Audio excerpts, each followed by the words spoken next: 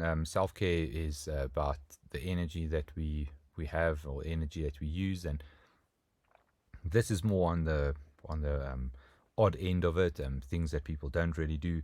So it's also very good to understand who your client is, and if your client believes in energy work. If they don't, well, don't waste your time on this. If you're going to tell them something about how to make the energy flow and they don't believe in it, it'll probably be not really helpful to them.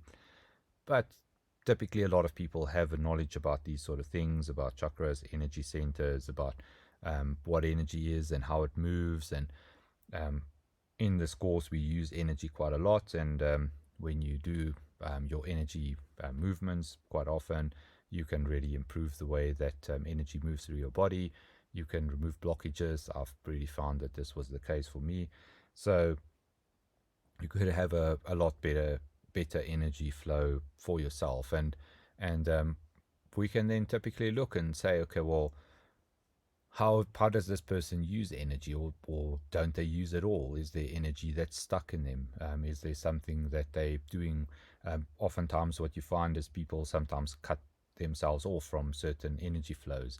They will concentrate a lot on upper energies, but not so much on the lower energies. They would say, oh, I don't want to get into the messy end of the world. I don't want to, have to do with this, food thing or sex thing, or, I don't really want to get stuck into the dirty end of the world and get my hands dirty or whatever. And typically what happens with this sort of thing is that people would then be very aloof. They would not get into the earth, and then do very practical things. They would not really do things that are helpful to them, and they would really cut this potential for growth off. And so what you would want is you want a whole body experience. That means that your body, your physical body, and your spiritual body becomes one, and then that's where you have the best way of life forward. And this is not from my teachings. This is from other courses that I've done. It works very effectively. It's a very valuable way to do manifestation. And then we say, okay, well, what does this person need? If they've cut themselves off and they just live in the lower chakras, they just basically stuck in the physical world, they become dull as dirt. They need to find some inspiration. They need to form into their heart a bit and into their mind. They have to liven up their mind. The University of San Francisco has a really nice report on what it takes to stay healthy.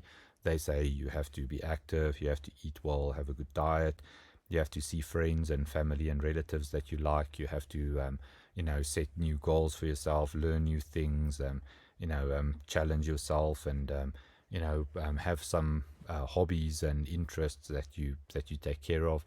So it's a whole body thing. You've got to entice your mind. You've got to work at your heart and your connection with other people. You've got to really work at your own goals and things that you want for yourself. You've got to really get stuck into the physical needs that your body has. The need to be fulfilled. With food and fed and get enough water and all those sort of things. So there's a whole lot that you can do, and this energy idea is to see, well, where is the energy going? What are they doing with it? How does it flow? How does it move?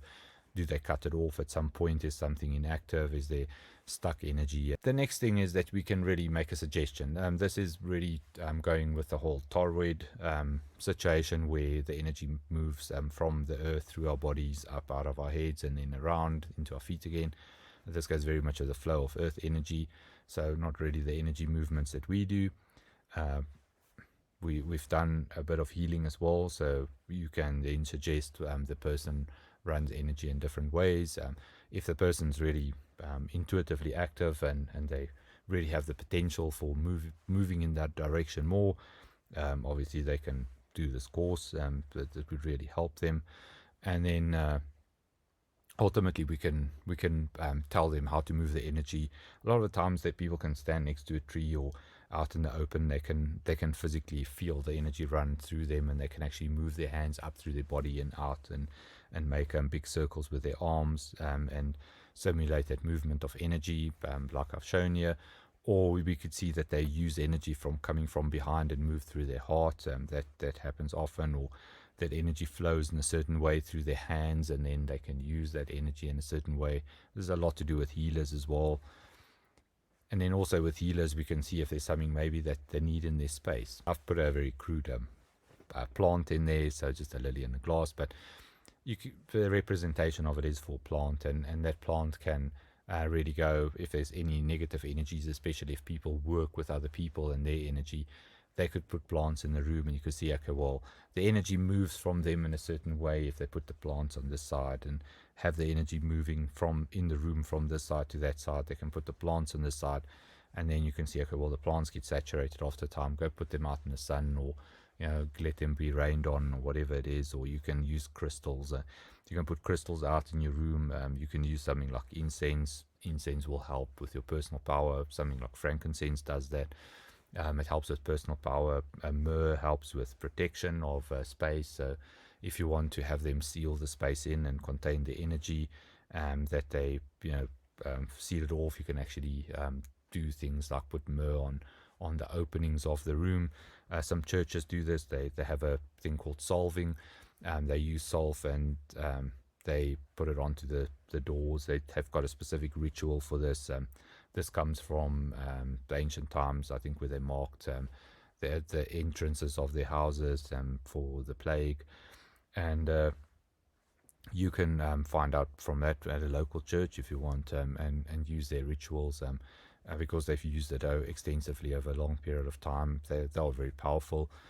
You can use things that's taught in other healing modalities, and you can also just ask guidance on this, and we remember our upper chakras. You can go into your upper chakras, and you can go into, say, the 9th chakra and say, okay, well, this is the universal source of knowledge, and I want to feel what it's going to do to really protect my house. And I can say, okay, well, I can just build an energy shield over it, which is what I'm getting now. So we can do that energy thing where we protect our space with our energy then. So then how do we use energy? Well, we build a bubble over our house with our energy, and we protect it. Or we ground our house. We put a grounding cord on it, and you can explain to your client what that is and how to do it. And there are some nice ways where you put pillars up, and I've put symbols on the pillars and connect the pillars together.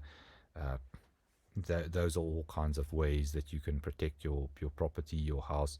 One of the interesting things that I had is I spoke to a person, and he said he stayed in a room, and the room was like really had a bad vibe to it, and he couldn't sleep. And I said, okay, well, you can clear the room. You can clear the room. What helps is to actually sweep the room out, and have the intention that whatever's inside there goes out. And what I do when I get to new places like hotel rooms or places that we live in, which we just stay for a short time, I actually energetically clear it. So those are things that you could really do. So if you travel a lot, you can go into a different place where you travel to, you can clear that out and claim that space for yourself energetically. So you can tell people, especially if your client travels a lot, what they can do, how the energy moves, what affects them. So they could really do different things with the energy. You've got a couple of skills from this course that they can employ, and if you want to share a specific video with them based on the energy, just so they can see how it is moving, they're welcome to watch it. This course is mainly about the practical component of it, so they can really use that, and you can point your clients to something like this, and they can then use that energy movement in order to assist themselves. Also, the things that they can use in the space, you can look at what it is, you can ask for a name of it, maybe a smell of it if you can identify smells, and really see, well, what would work.